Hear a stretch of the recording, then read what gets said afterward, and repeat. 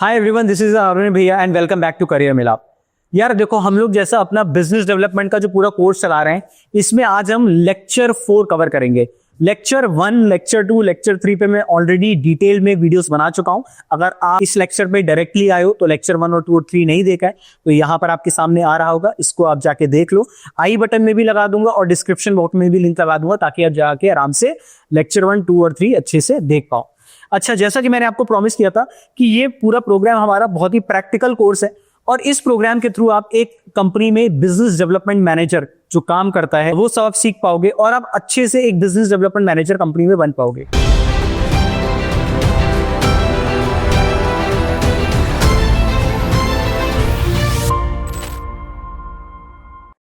Lecture 4 है हमारा know your competitor, यानी अपने कॉम्पिटिटर्स। आप कॉम्पिटिटर बोलते होगे तो अपने कॉम्पिटिटर्स या कॉम्पिटिटर्स को जानना क्यों जरूरी है। जैसे मैंने बात की थी कि बिजनेस डेवलपमेंट में हमें यह पता होना चाहिए कि हमें क्या क्या काम करना पड़ता है, हमें यह पता होना चाहिए हमें किसके लिए काम करना पड़ता है। देखो यार, बिजनेस डेवलपमेंट का मतलब ही है कि बिजनेस को ग्रो करना, और बिजनेस डेवलपमेंट मैनेजर का काम है कि अपनी कंपनी के जो प्रोडक्ट्स हैं या सर्विसेज हैं उनके थ्रू अपने पोटेंशियल कस्टमर्स की प्रॉब्लम्स को सॉल्व करना। अब मेरी जो टारगेट ऑडियंस है, मैंने लास्ट लेक्चर में बात की है कि टारगेट ऑडियंस का मतलब होता है वो लोग जिनको मेरे प्रोडक्ट और सर्विस की रिक्वायरमेंट होगी ताकि वो अपने लाइफ की कोई प्रॉब्लम सॉल्व कर पाए।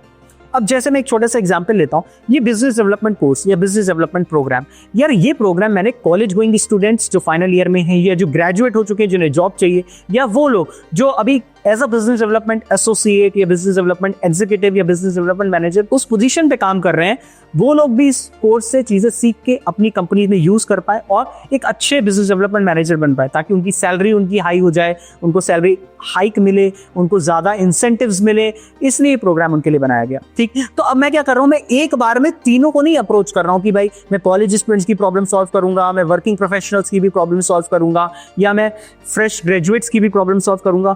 मैं इनमें से किसी एक सेगमेंट को उठाऊंगा और किसी एक सेगमेंट पे उनकी प्रॉब्लम को सॉल्व करूंगा। तो जैसे मुझे ये जरूरी है पता होना कि मेरा प्रोडक्ट या मेरी सर्विस किस कस्टमर की पोटेंशियल कस्टमर की प्रॉब्लम सॉल्व करता है, उसी तरीके से मुझे ये भी जानना जरूरी है कि मेरे कंपेटिटर्स कौन हैं, मेरे कॉम्पिटिटर्स कौन कौन लोग हैं। अब आपका क्वेश्चन होगा, भैया ठीक है ये तो समझ गए, लेकिन मुझे ये बताओ कि मुझे कंपेटिटर्स को क्यों जानना चाहिए। यानी मुझे अगर मैं डायरेक्टली अपना प्रोडक्ट या अपनी सर्विस निकाल के लोगों तक पहुंचा दूं तो क्या इतना सफिशिएंट नहीं है? ये जरूरी है क्या कि मुझे सारे कॉम्पिटिटर देखने पड़ेंगे जो मेरे जैसा प्रोडक्ट या मेरी जैसी सर्विस मार्केट में सेल कर रहे हैं और किस कस्टमर सेगमेंट को वो टारगेट कर रहे हैं, उनकी क्या प्रॉब्लम सॉल्व कर रहे हैं? ये सब जानना क्यों जरूरी है?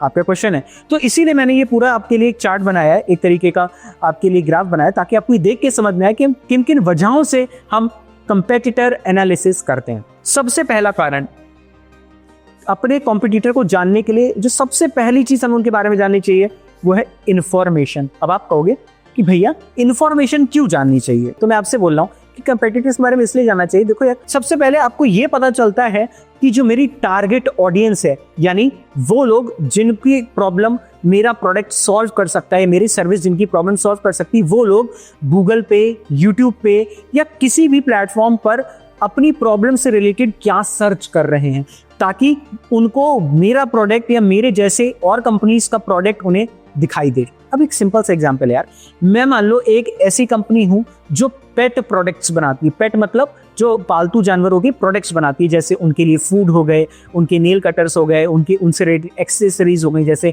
हैजेट्स हो गए। तो ये जो ऐसी चीजें बना रहे हैं, ठीक है, तो मैं एक ऐसी कंपनी हूं। तो मान लो मुझे कैसे पता चलेगा कि मेरे जैसे प्रोडक्ट की डिमांड मार्केट में है भी या नहीं?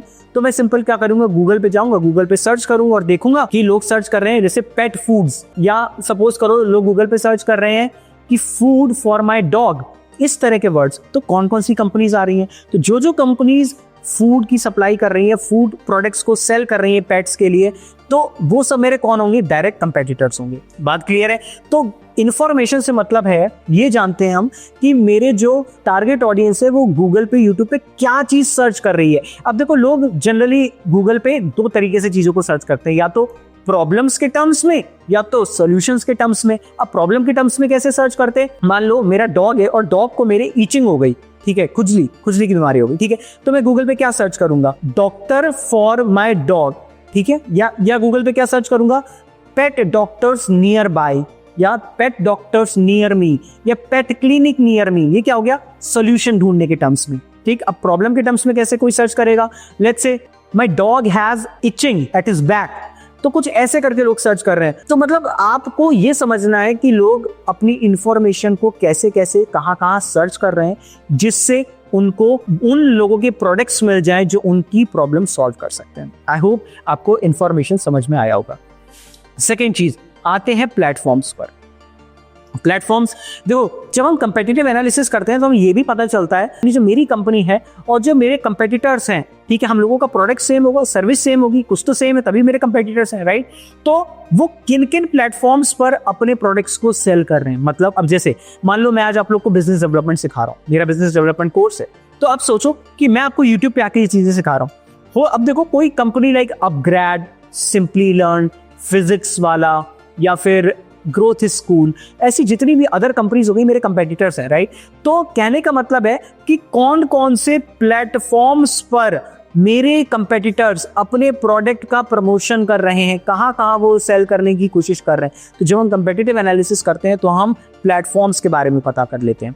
तीसरी बात, हमें पता चलता है कि हमारे टोटल नंबर ऑफ कंपेटिटर्स कौन कौन से हैं। अब देखो यार, कंपेटिटर्स कई टाइप्स के होते हैं, मैं आपको अगली स्लाइड में वो चीज बताऊंगा कि कंपेटिटर्स कैसे पहचाने जाते हैं कि मेरा कंपेटिटर कौन है। सपोज करो इंडिया में नॉर्थ रीजन में मेरे कौन कौन से कंपेटिटर्स हैं, यानी अगर मैं इंडिया की बात करूं और नॉर्थ की बात करूं तो नॉर्थ में कौन कौन सी कंपनीज ऐसी हैं जो मेरे जैसा प्रोडक्ट मार्केट में सेल कर रही हैं और ऑडियंस की, यानी मेरी जो टारगेट ऑडियंस है, उनकी प्रॉब्लम सॉल्व कर रही हैं।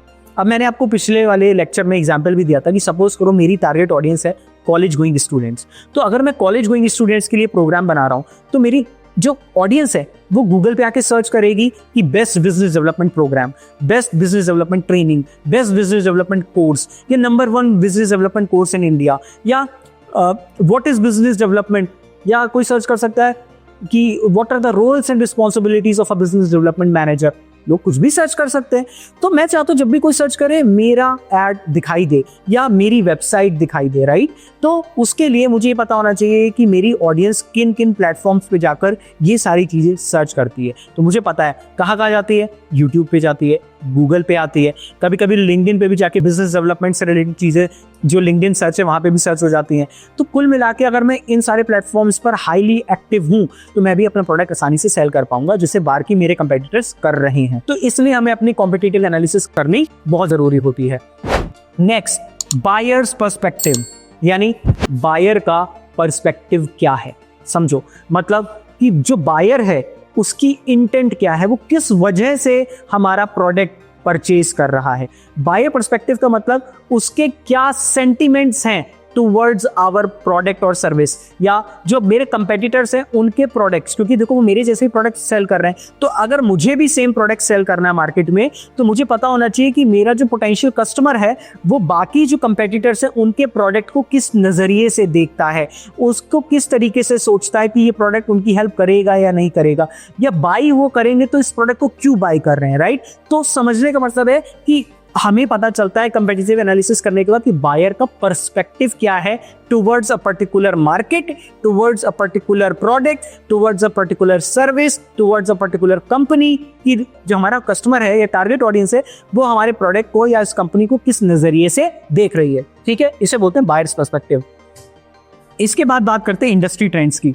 अब देखो, जब हम कॉम्पिटिटिव एनालिसिस करते हैं या हम कॉम्पिटिटर एनालिसिस करते हैं तो हमें इंडस्ट्री के ट्रेंड्स के बारे में पता चलता है। अब जैसे बहुत छोटा सा एग्जांपल है, जब यार मैंने करियर मिलाप शुरू की थी आज से 5 साल पहले, तो मुझे रियलाइज हुआ यार इंडिया में एजुकेशन सिस्टम काफी हिला हुआ है। ठीक है, कॉलेजेस में वो चीज नहीं सिखाई जाती जो कंपनीज में एक्चुअल में यूज होती है, तो सबसे बड़ा गैप था। फिर मुझे एक चीज रियलाइज, लेकिन कंपनीज तो बहुत सारी हैं भाई, बायजूस है, अनअकैडमी है, फिजिक्स वाला है, माई कैप्टन है, ग्रोथ स्कूल है, अपग्रेड है, सिंपली लर्न है, बड़ी सारी कंपनी जॉब्स के लिए प्रिपेयर कराती है, लेकिन स्टिल गैप है। गैप क्या है? गैप है कि ये सब लोग जो चार्ज करती है ना वो 30,000 से लेकर 1.5 लाख रुपए तक चार्ज करती है। अब इमेजिन करो, एक कॉलेज का बच्चा अगर अभी कॉलेज गोइंग स्टूडेंट है या जस्ट ग्रेजुएट हुआ है, उसने अपनी सारी फीस तो कॉलेज में दे रखी है, उसके पास इतना पैसा कहाँ है 30,000 रुपए या 1.5 लाख रुपए की वो इजीली ये सारे कोर्सेज कर पाए और जॉब ले पाए।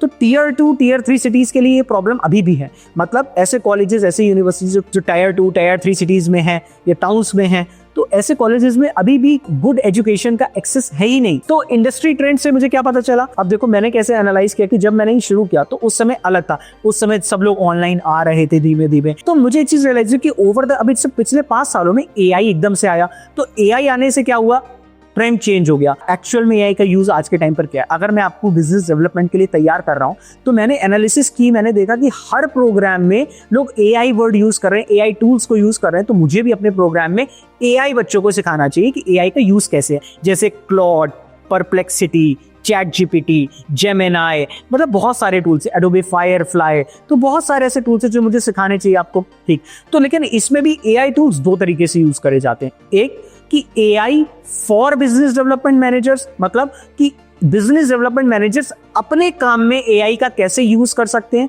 और अपने डे टू डे वर्क है उसको कैसे इंक्रीज कर सकते हैं। वहीं पर दूसरा एआई टूल का यूज कैसे होता है कि मैं अपने प्रोडक्ट में, अपने बिजनेस डेवलपमेंट प्रोग्राम में कैसे यूज करूं ताकि सब लोग, आप लोगों की प्रॉब्लम सॉल्व हो जाए। अब मैं आपको दोनों में डिफरेंस बताता हूं। एक तो हो गया कि अगर as a business development manager में एआई टूल का यूज करूंगा तो मैं क्या करूंगा, मैं हो सकता है चैट जीपीटी से पूरे प्रपोजल्स लिखवा लूं कि मुझे किसी को प्रपोजल सेंड करना है, मैंने पूरा प्रपोजल ड्राफ्ट किया चैट जीपीटी के साथ और उसके बाद मैंने उसमें जो थोड़े बहुत चेंजेस थे करके भेज दिए और मेरा प्रपोजल भेज दिया। ये इजी वर्क हो गया, ठीक है। नहीं तो प्रपोजल बनाने बैठता मुझे 1.5-2 घंटा लगता है, जो मेरा काम 10 मिनट में हो गया, ठीक। दूसरा मैं कैसे यूज कर सकता हूँ, अब मान लो मुझे बिजनेस डेवलपमेंट मैनेजर हूँ तो मुझे ना लीड जनरेट करनी है, यानी मुझे ऐसे लोगों का इंटरेस्ट लेना है जो मेरा प्रोडक्ट आगे फ्यूचर में खरीद पाए, ठीक। तो मैंने क्या किया, मैंने Apollo.io जैसे टूल है इसका यूज किया और इससे मैंने ऑटोमेटिकली देख लिया कि यार ये सारे लोग मेरी आइडियल कस्टमर प्रोफाइल में लाई करते हैं, यानी आते हैं, तो इन सबको एक पर्सनलाइज्ड मैसेज तैयार करो और उनको भेज दो। तो मैंने एआई टूल की हेल्प से काम कर दिया। तो ये अब एआई मैं क्या यूज कर रहा हूं, मैं एआई टूल्स को यूज कर रहा हूं as a business development manager. वहीं पर दूसरी तरफ से मैं अपने प्रोडक्ट में एआई का यूज कैसे कर सकता हूं, मैं अपने प्रोडक्ट, मतलब मैं बिजनेस डेवलपमेंट प्रोग्राम आपको मान लो पढ़ा रहा हूं, तो मैंने सपोज करो एक ऐप बनाई जिसमें सारे लोग आए। अब आप लोग सारे लोग क्या करते हो, आपको कोई भी डाउट हो आपने टाइप कर दिया, अब हम क्या करते हैं, एक एक करके आपके डाउट्स को पढ़ते हैं, उसके बाद आंसर करते हैं, यही होता है। अब मैंने मान लो क्या किया, एक टूल ऐसा बना दिया एआई टूल कि मैंने बोला कि अब आप जब भी क्वेश्चन करोगे आपको ऑटोमेटिक आंसर मिल जाएगा, उसके लिए मुझे आपका क्वेश्चन पढ़ के आंसर करने की जरूरत नहीं है। बात समझे, मतलब क्या हुआ कि आपने मान लो डाउट डाला, सीधे डाउट गया चैट जीपीटी के पास, चैट जीपीटी ने ऑटोमेटिकली आपको रिस्पांस दिया और आपके पास डाउट सॉल्व हो गया आपका, समझे। तो मैंने ये क्या किया, अपना एआई का यूज किया अपने प्रोडक्ट को बनाने में, ठीक। तो ऐसे एआई टूल्स का यूज करना जरूरी है, ठीक है। तो ये मुझे कैसे पता चला, जब मैंने कंपेटिटिव एनालिसिस की, कॉम्पिटिटर एनालिसिस की, तब मुझे समझ में आया कि इंडस्ट्री ट्रेंड्स में अब एआई की डिमांड है। अब देखो कुछ टाइम पहले गेमिफिकेशन की बात होती थी, अब देखो क्या होता है ना, लोगों का इंटरेस्ट, जब पढ़ते पढ़ते लोगों का इंटरेस्ट खत्म होने लगता है कि यार बहुत देर से पढ़ रहे हैं, 1.5 घंटा हो गया, 1 घंटा हो गया, अब बोर्ड फील होने लगते हैं। तो क्या करो, आप गेमिफिकेशन कर दो कि जैसे बच्चे का कुछ एक छोटा सा टास्क कंप्लीट हुआ, उसको कुछ क्वाइंस मिल गए, उस क्वाइंस से उसने कुछ खरीद लिया। मतलब आप ऐसी स्ट्रेटजीज का यूज करते हो। मैं आपको इसी आगे बहुत डिटेल में सब सिखाऊंगा, बट आपको आई होप ये समझ में आ रहा होगा कि इंडस्ट्री ट्रेंड से मेरा मतलब क्या है। इसके बाद बात करते हैं प्राइसिंग की। अब देखो प्राइसिंग क्या है, देखो जब हम कंपेटिटिव एनालिसिस करते हैं ना, तो मुझे ये चीज रियलाइज हुई कि यार अब देखो, मैंने आपको बहुत सारी कंपनी का नाम दिया, ग्रोथ स्कूल, फिजिक्स वाला, अपग्रेड, सिंपली लर्न, ये सब मेरे डोमेन में काम कर रहे हैं, यानी मैं भी एजुकेशन बेस्ड कंपनी है, वो उन सबकी भी एजुकेशन बेस्ड कंपनी है। लेकिन मैंने एक चीज नोटिस की, इन सबके प्रोग्राम 30,000 से लेकर स्टार्ट होते हैं और वो जाते हैं 1.5 लाख तक, यानी गैप है। मतलब गैप क्या है, गैप ये है कि यार अभी भी जो ऐसे स्टूडेंट्स हैं जो 5,000 6,000 अफोर्ड करके पूरी जॉब की ट्रेनिंग कर पाए, ऐसे प्रोग्राम्स ही नहीं है मार्केट में। तो ये प्रॉब्लम एनालाइज की मैंने, तो मैंने देखा यार कि कितने कॉलेज गोइंग स्टूडेंट्स इन सब के प्रोग्राम परचेज करते हैं, तो समझ में आया ये नंबर बहुत कम है। ज्यादातर लोग जो इनके प्रोग्राम्स परचेज करते हैं वो कौन है, जो ऑलरेडी किसी ना किसी कंपनी में काम कर रहे हैं, या वो लोग जिनके पेरेंट्स इतना पैसा अफोर्ड कर पा रहे हैं। इन्होंने क्या, हम एक मोड चला दिए कि भाई हम ईएमआईज पे पैसे ले लेंगे, आप 12 महीने की ईएमआई करा लो और 1 लाख रुपए आप हमें पे कर दो, समझ गए। मतलब लगभग 8,500 रुपए महीने के हिसाब से आप पे करो, तो बहुत लोग अफोर्ड कर सकते हैं। लेकिन यार वो कैसे अफोर्ड कर पाएगा जिसकी पूरी हाउस होल्ड इनकम, उसके घर की पूरी आय मात्र 15,000 या 10,000 रुपए, तो कैसे अफोर्ड कर पाएगा इस तरह के प्रोग्राम्स, राइट। तो समझ गए प्राइसिंग, ये मुझे समझ में आया कि मुझे अगर मैं ऐसा प्रोग्राम बनाऊंगा जहां पे मैं बच्चों को जॉब के लिए तैयार करूंगा, तो मुझे कॉस्ट कितनी कम रखनी चाहिए ताकि मेरे जो Tier 2 Tier 3 सिटी के या टाउन्स के बच्चे हैं वो भी अफोर्ड कर पाए। ये मुझे कैसे पता चला है कि डिटेल में कंपेटिटिव एनालिसिस करके। इसके बाद में बात करूंगा स्ट्रेटजीज की। समझो स्ट्रेटजीज मैं क्यों देखता हूं, मैं जितने भी मेरे कंपेटिटर्स हैं मैं उनकी सबकी स्ट्रेटजीज देखूंगा कि वो कैसे कस्टमर तक पहुंच रहे हैं, कस्टमर उन तक कैसे आ रहा है। अब जैसे कुछ लोग क्या करते हैं, आपने देखा होगा इंस्टाग्राम इंस्टाग्राम पे कुछ कंपनीज अपने एड्स चला देती, कुछ फेसबुक पे अपने एड्स चला देती, कुछ लोग लिंक्डइन पे एड्स रन करते हैं, लिंक्डइन पे अपना ऑर्गेनिक कंटेंट डालते रहते हैं, जैसे टेक्स्ट वाला कंटेंट डाला और लोगों ने पढ़ा, उस पर रिस्पॉन्ड किया कमेंट में, तो उससे कुछ उन्हें कस्टमर मिलते हैं। जैसे यूट्यूब पे वो अपने वीडियोस पब्लिश करते रहते हैं, वहां से उन्हें कुछ लोग मिलते हैं जो उनके प्रोग्राम्स के लिए एनरोल करते हैं। तो आप मेरी बात समझो, अगर पता ही नहीं होगा मुझे कि मेरे कंपेटिटर्स किस किस तरीके से ऑडियंस को अट्रैक्ट कर रहे हैं अपने प्रोडक्ट और सर्विस की तरफ, तो फिर मैं कैसे स्ट्रेटेजीज बना पाऊंगा, राइट?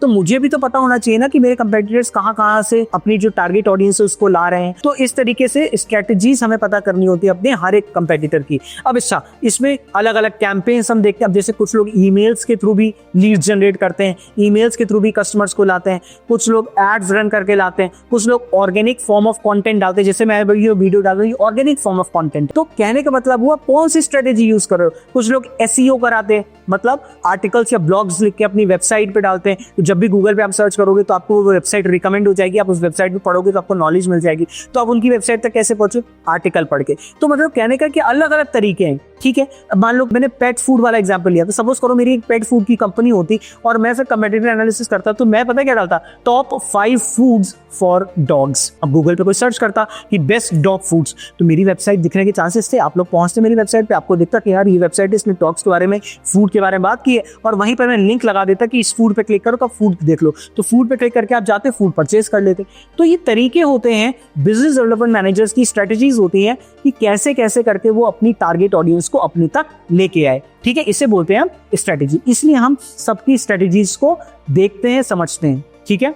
इसके बाद हम बात करेंगे अनएड्रेस्ड कस्टमर नीड्स, जिसे हम गैप्स भी बोलते हैं। अच्छा, सोच के देखो, मैं एक सिंपल बात कहता हूं कि अगर आपकी कंपनी, आप अगर बिजनेस डेवलपमेंट मैनेजर या एसोसिएट या एग्जीक्यूटिव किसी भी कंपनी में काम करोगे, जो भी आपको कंपनी हायर करती है, तो उस कंपनी का कोई ना कोई प्रोडक्ट होगा या उसकी कंपनी की कोई ना कोई सर्विस होगी। लेकिन सोचो कि जितने भी आपके कंपेटिटर्स हैं वो आपके जैसा प्रोडक्ट और सर्विस मार्केट में सेल कर रहे हैं, लेकिन उसके बावजूद भी क्या आपके जो कस्टमर्स हैं उनकी प्रॉब्लम सॉल्व हो रही है? अगर आंसर है नहीं, तो इसका मतलब कोई ना कोई गैप रह गया है जो आपको आइडेंटिफाई करना है, और उस गैप को आपको अपनी कंपनी की क्या बना लेनी है, यूएसपी, यूनिक सेलिंग पॉइंट या वैल्यू प्रपोजिशन, कि हम ना जो बाकी लोग नहीं दे रहे हम वो वैल्यू दे रहे हैं। मतलब समझे, सिंपल सी बात है। जैसे मैंने नोटिस किया कि ये tyre 2 tyre 3 city college students, universities के बच्चों के लिए कोई ऐसा प्रोग्राम नहीं है जो उनको कम पैसे में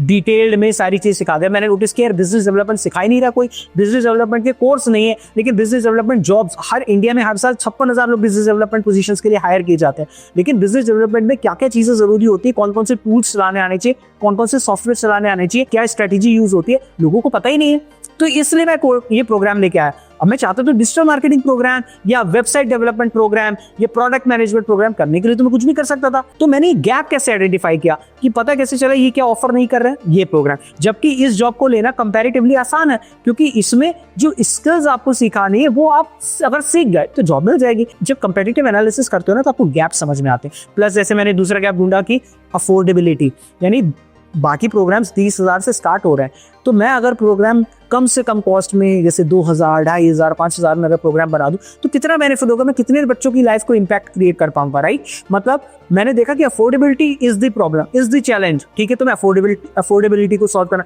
यानी गैप मुझे क्या दिखा, अफोर्डेबिलिटी गैप दिखा, बिजनेस डेवलपमेंट प्रोग्राम ना होना गैप दिखा। तीसरा गैप मुझे क्या दिखा कि बहुत सारे लोग कहते हैं कि उनके पास प्लेसमेंट सपोर्ट देंगे, प्लेसमेंट असिस्टेंट देंगे, लेकिन भैया प्लेसमेंट की गारंटी दो ना। सपोर्ट असिस्टेंस क्या होता है, गारंटी भी दो कि भाई, वो लोग कहते हैं कि हम आपको इतना पैकेज लगवाएंगे। भाई मिनिमम बताओ, मिनिमम कितना पैकेज लगवाओगे, ठीक है। मैक्सिमम तो कितना लगवाओगे मालूम है, कम से कम कितना पैकेज लगवाओगे, इस बात की भी तो गारंटी दो। तो कुल मिला के हम जब कंपेटिटिव एनालिसिस करते हैं तो हम अनएड्रेस्ड, मतलब ऐसी कस्टमर की नीड्स जो फुलफिल ना हुई हो उनको आइडेंटिफाई करते हैं और उनको अपना वैल्यू प्रपोजिशन, अपना यूनिक सेलिंग पॉइंट बना के मार्केट में सेल करते हैं। अब हम बात करते हैं इसके बाद यूजर जर्नी की। जब आप कंपेटिटिव एनालिसिस करते हो ना तो आपको यूजर की जर्नी समझ में आती है। अब मैं आपको इसको थोड़ा सा डिटेल में समझाता हूं। देखो, यूजर जर्नी से मतलब क्या है। यूजर जर्नी से मतलब है कि पहली बार, अब सपोज करो मैं एक बिजनेस डेवलपमेंट मैनेजर हूं, ठीक। अब मुझे क्या करना है, मार्केट में अपने ऑडियंस लेके आनी, मतलब अपनी टारगेट ऑडियंस को अपना प्रोडक्ट सर्विस सेल करनी, तो मैं क्या करूंगा, मैं देखूंगा उसकी यूजर की जर्नी क्या है। अब यूजर जर्नी जनरली 3 टर्म्स में डिफाइन होती है। पहला, आप अवेयरनेस फैलाते हो, फिर आती है आपकी कंसीडरेशन, मतलब फिर लोग आपको कंसीडर करना शुरू करते हैं, यानी कंसीडरेशन स्टेज आती है, और तीसरी आती है कन्वर्जन स्टेज, जब वो आपके एक्चुअल में पेइंग कस्टमर बनते हैं। ठीक है, अवेयरनेस, कंसीडरेशन, कन्वर्जन। अवेयरनेस का काम होता है पहले आप लोगों को बताओ तो कि आपका प्रोडक्ट है, सर्विस है मार्केट में, तब तो लोग कहीं सोचेंगे उसे खरीदने के बारे में। तो अवेयरनेस कैसे फैलाई जाती है, अब मैं आपको एक तरीका बताता हूँ। लोग जनरली क्या स्ट्रेटेजी यूज करते हैं अवेयरनेस के लिए। तो जनरली लोग ना अवेयरनेस के लिए क्या करते हैं, ब्लॉग्स लिखते हैं अपनी वेबसाइट्स पर, आर्टिकल्स लिखते हैं, आर्टिकल्स बोल लो, ब्लॉग्स बोल लो, एक ही बात है। आर्टिकल्स हो गए, ब्लॉग्स हो गए, यूट्यूब पे वीडियोस पब्लिश करते हैं, यूट्यूब वीडियोस, इंस्टाग्राम के ऊपर रील्स डालते हैं। ठीक है, ताकि ज्यादा से ज्यादा लोग इस कंपनी के प्रोडक्ट और सर्विस के बारे में जान पाए। ठीक है, तो इससे क्या होगा, इन्हें फ्री का ट्रैफिक मिलेगा, मतलब फ्री के लोग मिलेंगे जो इसके कंटेंट को देखेंगे। मैं कहता हूँ स्टार्टिंग में कम ही लोग देखेंगे, मान लो 200, 250, 1000 लोग ही देखेंगे, लेकिन एटलीस्ट कुछ लोगों तक पहुंचा कंटेंट, समझे। कुछ लोगों ने इनको फॉलो किया, यूट्यूब पे सब्सक्राइब किया, इंस्टाग्राम पे इनको फॉलो किया। ठीक है, फिर जैसे उन्होंने, अगर लिंक्डइन पे भी मेरी ऑडियंस है तो लिंक्डइन पे भी हम क्या करेंगे, ऑर्गेनिक फॉर्म ऑफ कंटेंट डालेंगे। ठीक है, ऑर्गेनिक का मतलब होता है कि मतलब जहां हम एड्स रन नहीं करते, मतलब जैसे मुझे कुछ पब्लिश करना है तो वीडियो रिकॉर्ड की पब्लिश कर दी, इंस्टाग्राम पे रील डाल दी, यूट्यूब पे वीडियो डाल दिया, लिंक्डइन पर टेक्स्ट में कुछ लिख के डाल दिया। अब तो लिंक्डइन वीडियोस भी सपोर्ट करता है तो वीडियो भी डाल सकते हो। ठीक है, तो ये अवेयरनेस फैला दी इस तरीके से। कुछ लोग अवेयरनेस एड्स के थ्रू भी फैलाते हैं, तो कुछ लोग क्या करेंगे, हो सकता है अवेयरनेस एड्स के थ्रू भी फैला दें, जैसे फेसबुक के ऊपर या इंस्टाग्राम के ऊपर अपने एड्स चला दिए। कि जैसे मैंने बहुत टाइम पहले 2011-12 की बात है, नमस्ते इंडिया एक ब्रांड है, डेयरी ब्रांड है जो दूध और दही की करती है सप्लाई। तो यार मैंने नोटिस किया कि वो लोग बता रहे थे आ रहा है गाढ़ा मजा नमस्ते इंडिया। अब हम लोग पता ही नहीं था क्या आ रहा है, नमस्ते इंडिया क्या है। उन्होंने इतनी अवेयरनेस फैला दी कि जब वो आया तो हम दुकान पे जाकर पूछते थे भैया नमस्ते इंडिया क्या है, अब आपके शहर में हर दुकान पे मिलेगा नमस्ते इंडिया।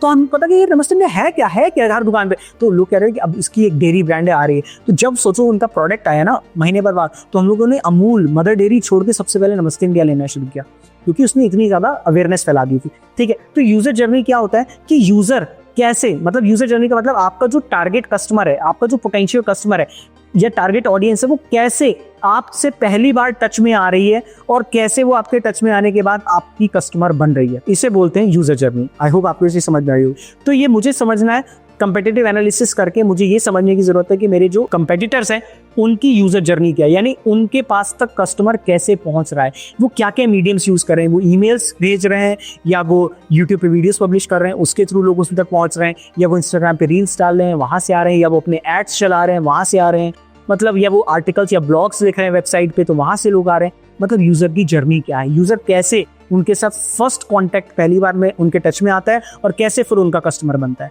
ठीक है, इस पूरे प्रोसेस को बोलते हैं यूजर जर्नी। तो मैंने आपको बताया कि अवेयरनेस स्टेज होती है, कंसीडरेशन स्टेज होती है और कन्वर्जन स्टेज होती है।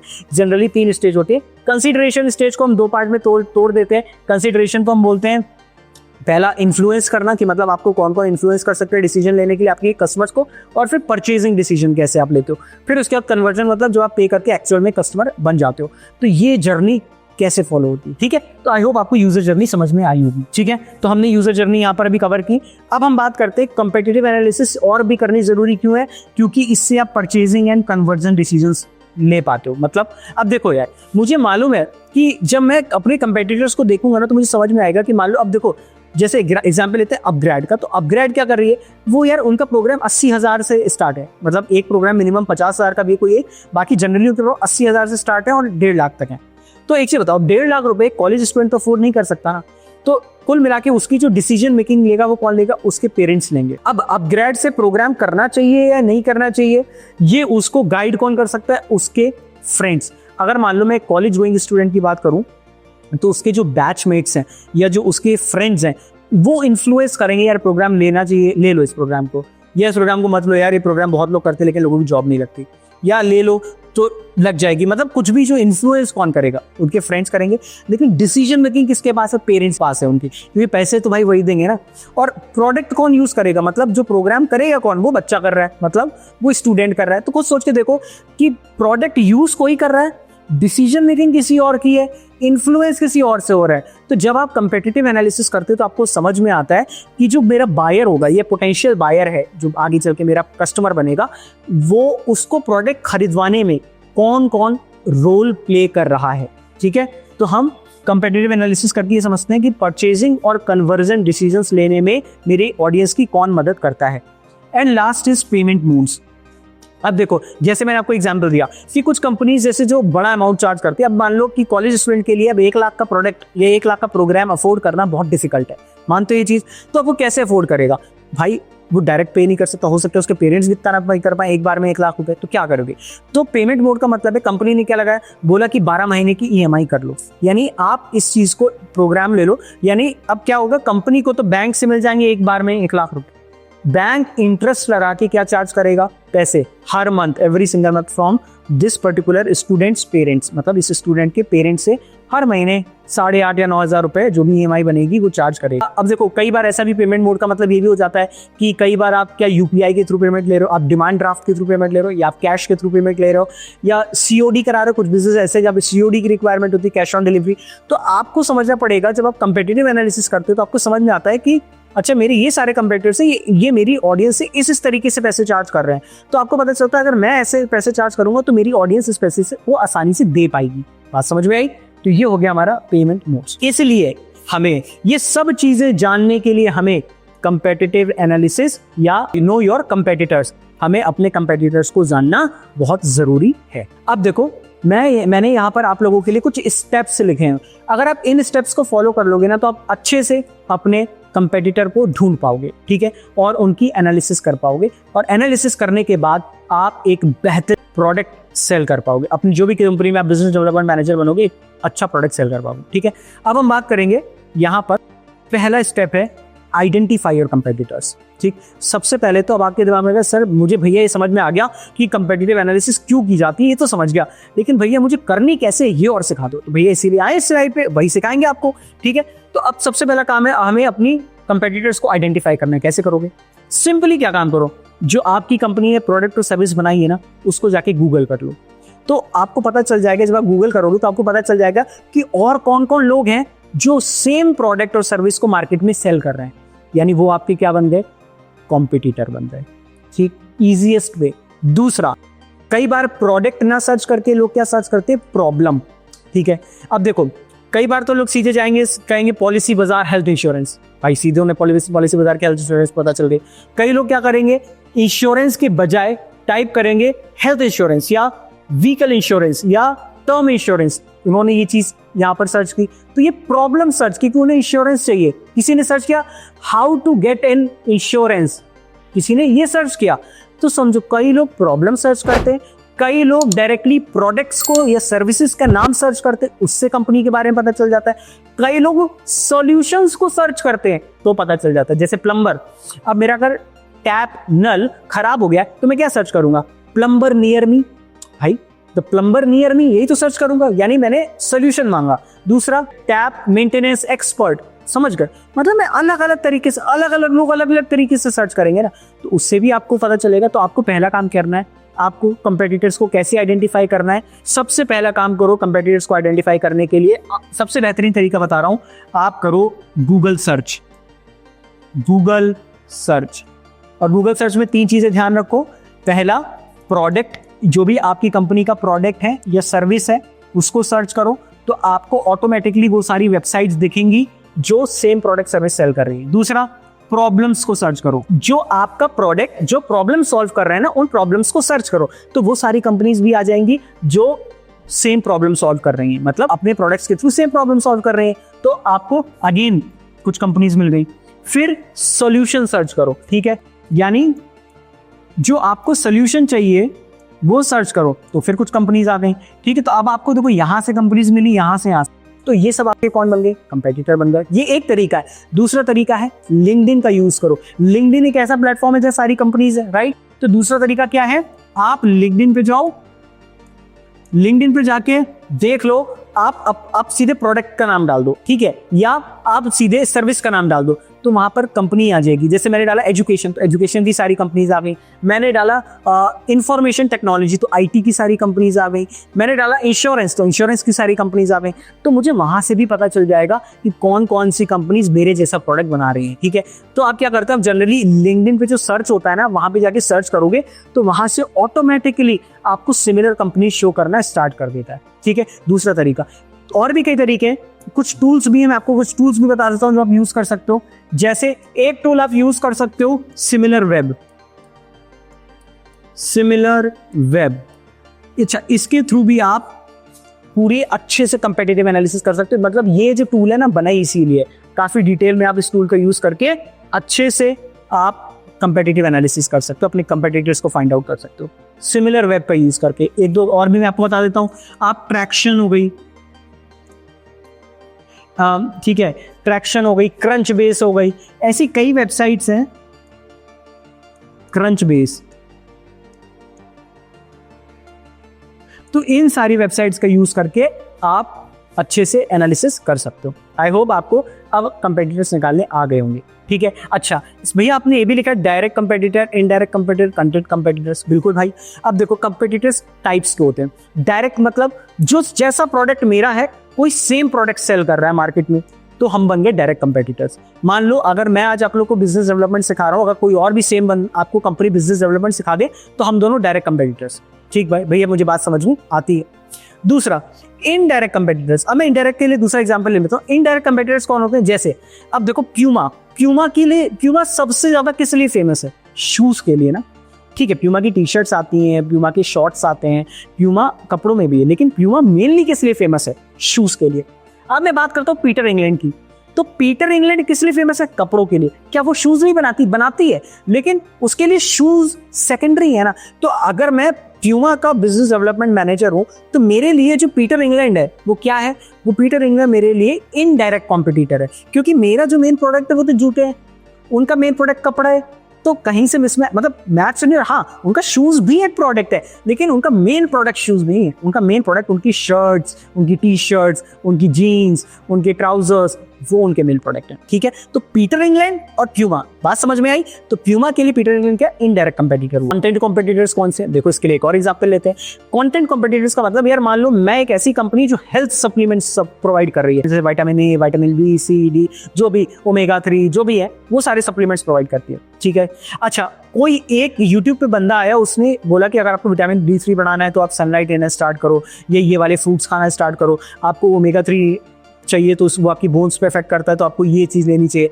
तो क्या हुआ, लोग मेरी वेबसाइट पे आते पढ़ने, लेकिन अब लोग उसके पास जा रहे हैं उसके वीडियो के थ्रू देखने। समझ रहे हो बात? तो क्या हुआ, मेरी ऑडियंस वहां भी जाने लगी, जहां पे आ रही थे वहां भी जाने लगी। तो हुआ क्या, कंटेंट कॉम्पिटिटर्स भी बढ़ गए। पहले कंटेंट कॉम्पिटिटर्स नहीं होते थे, जब बहुत ज्यादा फेमस नहीं था यूट्यूब, इंस्टाग्राम, अब तो बहुत फेमस है। तो हमें क्या करना है? डायरेक्ट कंपेटिटर्स ढूंढने, इनडायरेक्ट ढूंढने और कंटेंट कंपेटिटर्स ढूंढने। अब आप आई होप ये तीनों चीज समझ रहे होगे, उनको हमें एक जगह लिस्ट डाउन करना है। मैंने आपके लिए बनाया है काफी डिटेल में, परेशान मत हो। और आपका अगला टास्क ही यही है। मैंने बोला था कि जो बहुत लोग हैं जो अपने कोर्सेज कराते हैं, लेकिन वो प्रैक्टिकल बच्चों को नहीं सिखाते। मैंने कहा मेरे साथ आप प्रैक्टिकल करोगे, ठीक है। अच्छा, इसके नोट्स आपको डिस्क्रिप्शन बॉक्स में मिल जाएंगे, तुरंत नोट्स डाउनलोड कर लेना।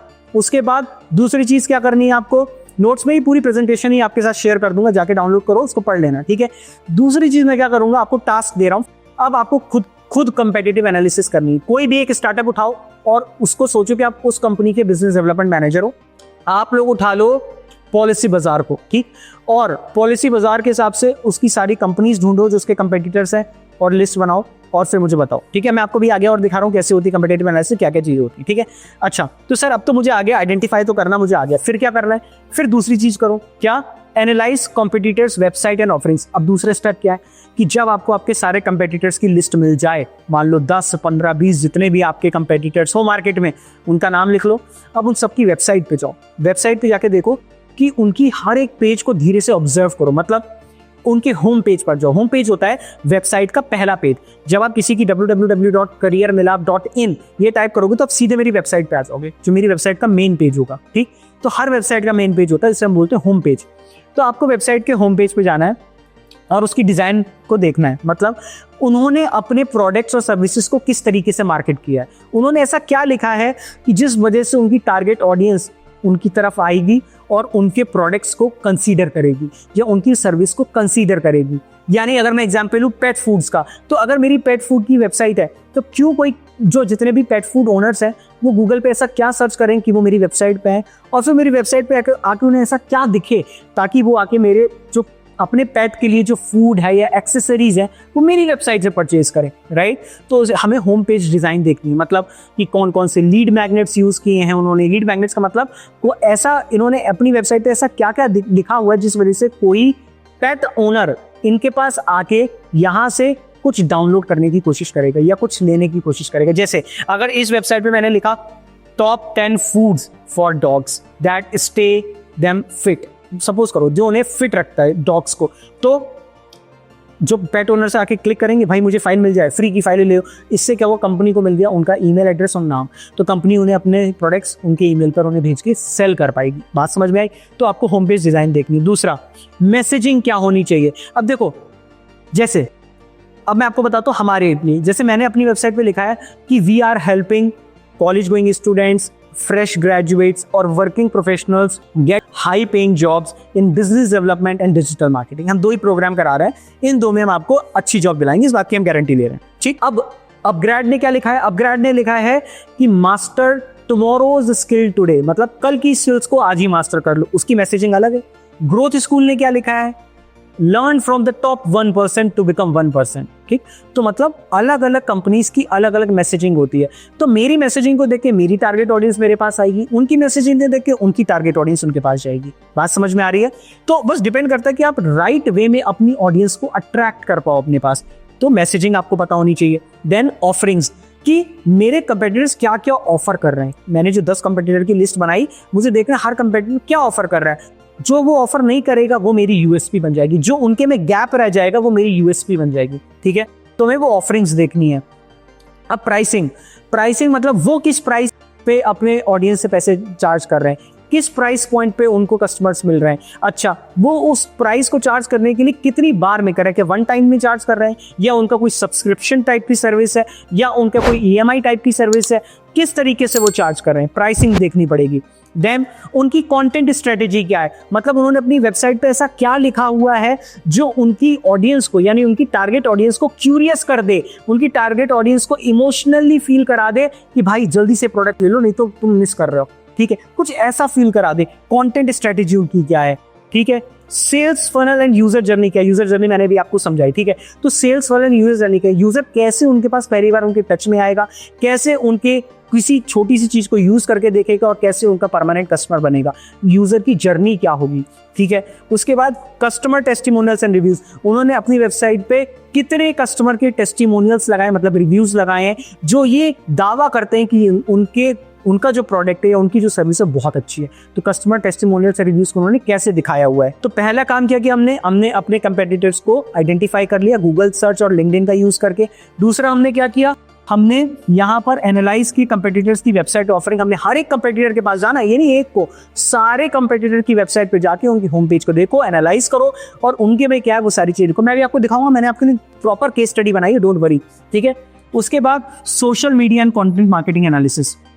उसके बाद हमें क्या करना है, हमें करनी है सोशल मीडिया एनालिसिस। उन जितने भी हमने कंपेटिटर्स बनाए उन सबके सोशल मीडिया प्लेटफॉर्म्स पे जाओ, मतलब उनका इंस्टाग्राम पेज, उनका यूट्यूब चैनल, उनका लिंक्डइन पेज, उनका फेसबुक पेज, सब जगह जाओ, उनका ट्विटर, जहां जहां पे आपको लगता है कि आपकी टारगेट ऑडियंस है उन जगह पर जाओ और उनके सोशल मीडिया प्लेटफॉर्म्स को देखो। अब क्यों देखोगे, देखो सबसे पहली चीज, इससे आपको समझ में आएगा कि मेरे जो कंपेटिटर्स है वो किन किन प्लेटफॉर्म्स पर अवेलेबल हैं, यानी आपको भी उन प्लेटफॉर्म्स पर अवेलेबल होना बहुत जरूरी है, ठीक है। तो हमें क्या करना है, पहला हमें अंडरस्टैंड करने सारे प्लेटफॉर्म्स कि किन किन प्लेटफॉर्म्स में हमारी टारगेट ऑडियंस आती है सर्च करने या उनके साथ कनेक्ट करने। सेकेंड, टाइप्स ऑफ कॉन्टेंट, मतलब कि जो हमारे कंपेटिटर्स है वो किस टाइप का कंटेंट डाल रहे हैं जिसपे ज्यादा व्यूज आ रहे हैं। जैसे सपोज करो वीडियो बेस्ड कंटेंट है कि टेक्स्ट बेस्ड कंटेंट है कि इन्फोग्राफिक्स है कि ऑडियो मैसेजेस है, कि मतलब किस तरह का कंटेंट है जिसके ज्यादा व्यूज आ रहे हैं। क्या एजुकेशनल कंटेंट है, क्या इंफोटेनमेंट कंटेंट है, क्या एंटरटेनमेंट कंटेंट है, कि what type of content they are using on their platforms so that they are attracting lot more audience to get more views. ठीक है. देन टॉप परफॉर्मिंग पोस्ट, उनकी किस तरह के पोस्ट पे सबसे ज्यादा व्यूज है, मतलब उन्होंने किस टॉपिक के बारे में बात की जिस पे सबसे ज्यादा व्यूज आए, मिलियंस में व्यूज गए. तो हमें क्या करना है, हमें भी स्ट्रेटेजी बनानी कि उन टॉपिक्स पे ज्यादा बात करें जो हमारे कंपेटिटर ने टॉपिक्स बनाए जिन पे ज्यादा व्यूज आए. फिर उसके बाद पोस्टिंग फ्रीक्वेंसी, हमारे जो कंपेटिटर्स हैं वो दिन में कितनी बार प्लेटफॉर्म पे पोस्ट कर रहे हैं, तभी उनकी फॉलोअर्स बढ़ रहे हैं ना. तो क्यों बढ़ रहे हैं, वो कितनी बार दिन में अपने प्लेटफॉर्म पे पोस्ट कर रहे हैं. Posting frequency. Then engagement metrics. Engagement metrics मतलब उनकी एक पोस्ट पे कितने लाइक्स, कितने कमेंट्स, कितने शेयर्स, कितने सेव्स, ये सब कितनी बार हो रहा है, मतलब समझ रहे हो कि उनके पास कितना एंगेजमेंट आ रहा है. देन पोस्टिंग टाइम, वो किस समय पे पोस्ट कर रहे हैं. मतलब देखो, posting on the right time is very important, क्योंकि if you are not posting in the right time that means you are not engaging with a lot of audience. तो मुझे तो हमेशा उस टाइम पे पोस्ट करना है ना जहाँ पे मेरी जो टारगेट ऑडियंस है वो उस प्लेटफॉर्म को उस टाइम पर सबसे ज्यादा यूज कर रही हो. तो मुझे अगर मेरी कॉलेज में स्टूडेंट है वो सबसे ज्यादा एक्टिव कब होते हैं, शाम को 7 बजे से लेकर रात में 1:30 बजे तक. तो मुझे उस समय अपना कंटेंट पब्लिश करना है जहाँ मेरी ऑडियंस सबसे ज्यादा मेरे पोस्ट को देख पाए, मतलब मेरे पोस्ट के देखे जाने की पॉसिबिलिटी सबसे ज्यादा हो. ठीक है. तो हमें उस पर social media content marketing analysis करनी है. Last, analyse partnerships and collaborations. मतलब मुझे ये देखना है कि मैं अपनी कंपनी, मतलब मैं जिस कंपनी में काम कर रहा हूँ as a business development manager, तो मुझे ये देखना है कि मैं और कितनी अदर कंपनीज से या इंस्टीट्यूशन से टाई अप कर सकता हूँ, कोलैबोरेशन कर सकता हूँ. क्यों? इससे क्या होगा, को ब्रांडिंग वेंचर्स, मतलब कि हम को ब्रांडिंग कर पा रहे हैं. जैसे सपोज करो कि आज मैं बोलूँ कि मेरा प्रोग्राम ना, एग्जाम्पल ले रहा हूँ, ठीक है, ऐसा सच में नहीं, एग्जाम्पल है कि मेरा प्रोग्राम ना माइक्रोसॉफ्ट से पावर्ड है, तो आपको कि माइक्रोसॉफ्ट के थ्रू प्रोग्राम मिला तो बहुत अच्छा होगा. मतलब मैं को ब्रांडिंग के लिए और किसको यूज कर सकता हूँ. ठीक है. या मेरा प्रोग्राम ना IIT रुड़की से पावर्ड है, तो आप समझ गए ना, एक ब्रांडिंग मिल गई मुझे और तो इस प्रोग्राम की वैल्यू और बढ़ जाएगी, राइट. तो आप किन किन से को ब्रांडिंग कर सकते हो. फिर आपको कौन कौन स्पॉन्सरशिप्स दे सकता है कि मान लो मुझे मेरे प्रोग्राम के लिए, मुझे सपोज करो किसी दूसरी कंपनी ने स्पॉन्सरशिप दे दी, या मुझे समझो हब स्पॉट ने बोला कि हब स्पॉट ने मुझे स्पॉन्सरशिप दे दी कि ठीक है ये प्रोग्राम बढ़िया है, इसको लोगों तक पहुंचाओ, तो हब स्पॉट ने स्पॉन्सरशिप मुझे दी. एग्जाम्पल दे रहा हूँ सिर्फ. ठीक है. देन एफिलिएट प्रोग्राम्स, मतलब मैं और ऐसे एफिलिएट प्रोग्राम्स कैसे चला सकता हूं. मान लो मैंने किसी कॉलेज के साथ टाई अप किया, तो कॉलेज ने अपने सारे बच्चों को बोला कि इसका प्रोग्राम कर लो बिजनेस डेवलपमेंट मैनेजर का, क्योंकि इस प्रोग्राम से तुम जॉब मिल जाएगी और तुम बिजनेस डेवलपमेंट मैनेजर बन जाओगे. तो मुझे कौन कौन प्रमोट कर रहा है, कॉलेजेस कर रहे हैं, यूनिवर्सिटीज कर रहे हैं. जैसे रिसेंटली हमारा कानपुर यूनिवर्सिटी के साथ टाई अप हुआ, तो उनके MBA फाइनल ईयर के स्टूडेंट्स को मैं ट्रेन कर रहा हूँ to become business development manager. बात समझ में आ रही है. तो एफिलिएट प्रोग्राम्स. देन पार्टनरशिप्स, मैं और कितने अलग अलग लोगों से पार्टनरशिप कर सकता हूँ. ठीक है. जैसे मैंने अभी आपको एग्जाम्पल ही दिया कॉलेजेस का, यूनिवर्सिटीज़ का, तो आप कितने कॉलेजेस का टाई अप कर लो जहाँ पे बिजनेस डेवलपमेंट कोई सिखाने वाला नहीं है. मैं बहुत सारी कंपनीज के साथ भी मैंने टाई अप किया हुआ है, जिन कंपनीज के जो ऑलरेडी बिजनेस डेवलपमेंट मैनेजर्स हैं उनको मैं ट्रेनिंग दे रहा हूँ कि कैसे आप अपना बिजनेस बढ़ा सकते हो, कंपनी का ग्रोथ कैसे कर सकते हो. क्योंकि मैं उन्हें सिखा रहा हूँ कि कैसे फनल्स बिल्डअप होती है, कैसे ऑफर्स बिल्ड किए जाते हैं, कैसे हम पूरी लीड्स को अट्रैक्ट करते हैं, मतलब वो सारी चीज़ें मैं इस प्रोग्राम के अंदर उनको सिखा रहा हूँ. ठीक है. तो समझो, तो मैंने कंपनीज के साथ पार्टनरशिप्स की, कॉलेजेस के साथ पार्टनरशिप्स की, कंपनीज के साथ पार्टनरशिप की ताकि मैं बच्चों को ट्रेन करके कंपनीज में प्लेस भी कर पाऊँ, इसलिए भी पार्टनरशिप की ताकि मैं कंपनीज के जो एम्प्लॉइज हैं उनको भी ट्रेन कर पाऊँ जो बिजनेस डेवलपमेंट पोजीशंस पे काम कर रहे हैं. ठीक है. तो आई होप आपको ये सारी चीजें अच्छे से समझ में आ रही है. ये मैंने आप लोगों के लिए एक्सेल शीट बनाई है पूरी. इसमें मैंने अपनी कंपनी करियर मिलाप के साथ और भी जितनी कंपनीज हैं जो मेरे कंपेटिटर्स हैं, कुछ कंपनीज के नाम लिखे हैं. सारी आपको सारे, इसमें बहुत स्पेस नहीं थी यहाँ पे आपको स्क्रीनशॉट दिखाने की, तो यहाँ पे मैंने 5-6 कंपनीज लिखी है, बाकी 10-12 कंपनीज हैं जो टोटल मैंने निकाली, जो आपको इस एक्सेल शीट में मिल जाएंगी. तो अगर आपको इस एक्सेल शीट का पूरा टेम्पलेट चाहिए तो आप डिस्क्रिप्शन बॉक्स में जाके डाउनलोड कर लेना, वहाँ पे मैं ये लगा दूंगा. ठीक है. वहाँ से आपको ये पूरा डिटेल में टेम्पलेट मिल जाएगा. और आपको जो मैंने प्रोजेक्ट दिया है कि एक स्टार्टअप चूज करो, मान लो खुद से नहीं चूज कर पा रहे हो तो मैं आपको एग्जांपल दे रहा हूँ, पॉलिसी बाजार उठा लो और उससे रिलेटेड पूरा कॉम्पिटिटिव रिसर्च करो, कॉम्पिटिटिव एनालिसिस करो. इस एक्सेल शीट में वो सारा जैसे डेटा है उस हिसाब से जो लिखा हो, जैसे तो यहाँ पर क्या है कंपेटिटर्स, तो कंपेटिटर्स में मैंने सारे कंपेटिटर्स लिखे, upGrad, Craftshala, Simplilearn, Testbook, Great Learning, college Vidya, PW skills. ठीक है. तो क्या हुआ, मैंने यहाँ पर ऑलरेडी ये अपने कंपेटिटर्स को लिखा हुआ है. देखो क्राफ्टशाला, अपग्रेड, ठीक है, ये सब लिखे हुए हैं। आपको क्या करना है, आपको पॉलिसी बाजार अपनी कंपनी माननी है और जितने भी कंपेटिटर्स हैं आपको इस तरीके से यहाँ पर मेंशन करने हैं। उसके बाद उनके सबकी वेबसाइट के पहले पेज पे, मैंने बताया था ना कि सबके जब कंपेटिटर्स लिख लो, कंपेटिटर कैसे आइडेंटिफाई करोगे, सिंपली गूगल सर्च से या फिर दूसरा तरीका बताया लिंक्डइन से, दोनों तरीके से आप कर लोगे। ठीक है, अच्छा होम पेज पे जाओ और देखो उन्होंने क्या क्या लीड मैग्नेट्स यूज किए हैं।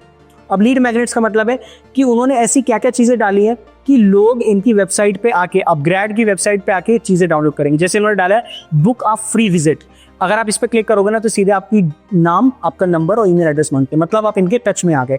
दूसरा फ्री प्रोग्राम्स, इन्होंने कुछ 2 घंटे 2.5 घंटे का प्रोग्राम बना दिया, बोला कि जो लोग कर लोगे तो अब आप उस प्रोग्राम के लिए जब एनरोल करने जाओगे ना 2.5 घंटे प्रोग्राम के लिए, तो आपको अपना ईमेल एड्रेस देना पड़ेगा। इससे इस अपग्रेड की कंपनी को क्या पता चलेगा कि कौन कौन इन प्रोग्राम्स में इंटरेस्टेड है। ठीक है, तो उसको डेटा मिल जाएगा। ठीक, तो free programs and curriculum download, अगर आपको इनका करिकुलम डाउनलोड करना होगा तो भी आपसे क्या मांगेंगे, email address, contact number and phone number.